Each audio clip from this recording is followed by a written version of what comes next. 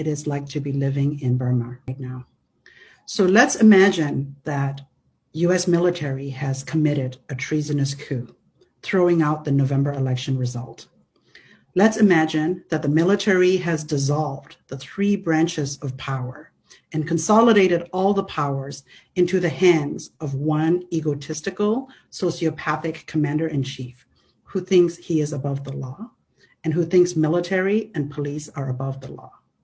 Let's imagine every single senator, every congressional representative who opposed the coup are in hiding.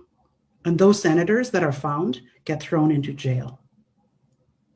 And imagine that the police and soldiers, instead of protecting you, decided to treat citizens as enemies of the most powerful man. And a few police officers who refuse to follow orders to oppress people, they too are arrested and jailed. So imagine that citizens' civil liberties are stripped away overnight. Soldiers and police loyal to the commander-in-chief can march into any household and search or seize anything or anyone at will without any warrant. Anyone can be held by the military and police for any length of time without reason. So reporters and activists are in hiding as well. At night, you can't sleep because you fear the knocking of the police. You fear that the police may be coming to arrest you for your refusal to serve the coup makers. And jails have been emptied and criminals are released into the streets. So you stay awake all night. You live in fear that there might be some drugged up criminals or arsonists who are throwing around Molotov cocktails in the neighborhoods. And even when you caught the arsonists, police refuse to arrest them and let the arsonists go free. You feel like a kidnapped victim, and you express that outrage you feel on social media. Only the internet is shut down.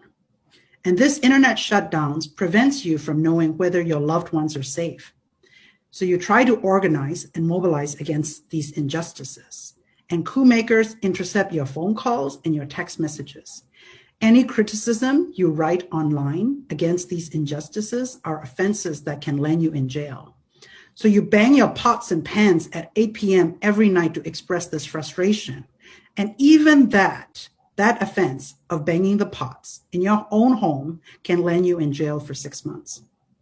And it is worse than the scariest dystopian movie.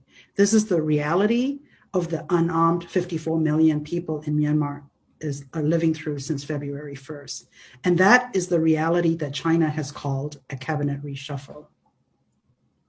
And I know that outrage that millions of people in Myanmar are experiencing, because my family and I have experienced firsthand of it. And we witnessed it when the Burmese military brutality 33 years ago, when the soldiers gunned down hundreds of unarmed protesters right in front of our apartment. And we too have experienced that fear of soldiers carrying bayoneted guns, march into our apartments without warrant and searching. And soldiers waited at the hospital to arrest anyone with a gunshot wound that people did not dare to go to the hospital. My mom, being a physician, treated wounded protesters in the basement of a church, in which was considered a crime that we had to flee the country. And 33 years later, it feels like a bad deja vu, because the mindset of the military and the police hasn't changed yet. But there is one giant difference. Everyone have access to smartphones and social media. And this freedom, this shortest, slightest freedom that was experienced by young people in Myanmar over the last decade has kind of given courage to this new generation of digital savvy activists. Today, information flows at the speed of light. We were worried when the commander-in-chief of Myanmar was repeating the exact words of the 45th president of the United States around the voter fraud. We were anticipating and preparing for the worst. But what is happening today in Myanmar is not really about Aung San Suu Kyi or Mya Aung as much. It is about a different future without authoritarian regime where people live without fear. People of Myanmar are just fed up of men with guns oppressing the country since 1962. So we have estimated 500,000 military personnel with guns that has been holding the country hostage for this entire population of 54 million people. People's fear of returning to the dark days is a much bigger fear than being killed by the military at the moment. I know the mothers in Myanmar who are saying, we know what it's like to live under the fear of military and police.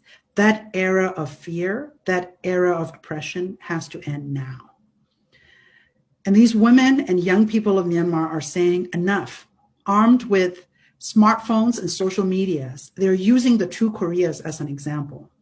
They say, either we overthrow the authoritarian regime once and for all and grow to be prosperous like South Korea, or else future generations down the road will still have to live under fear like North Korea.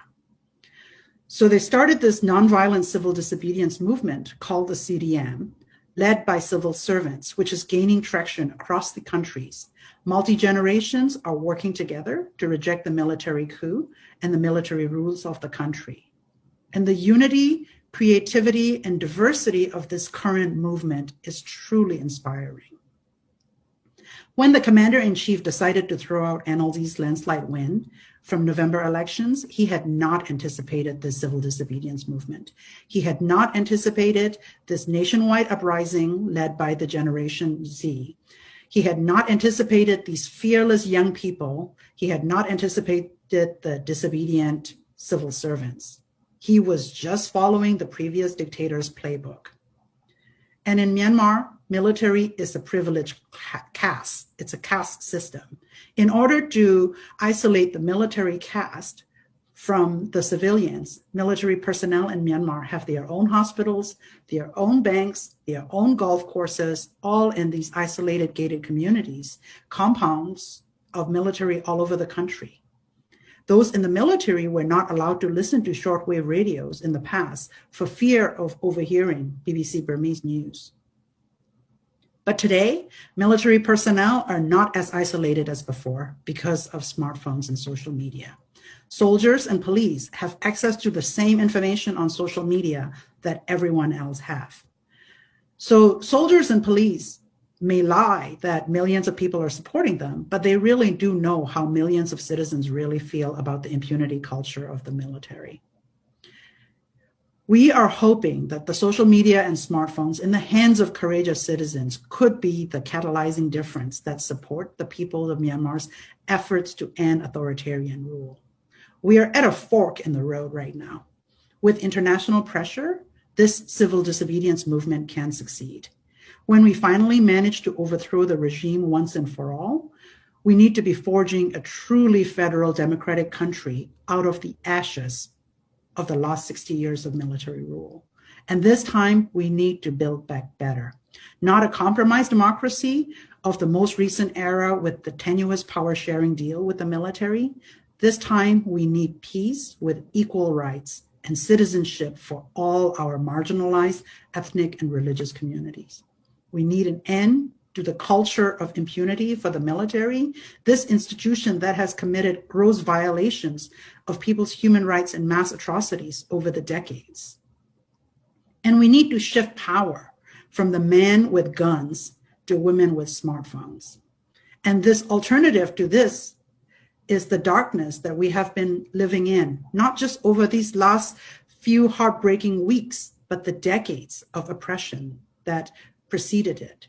So my appeal to all of you is to please stand with the courageous people of Myanmar. Thank you.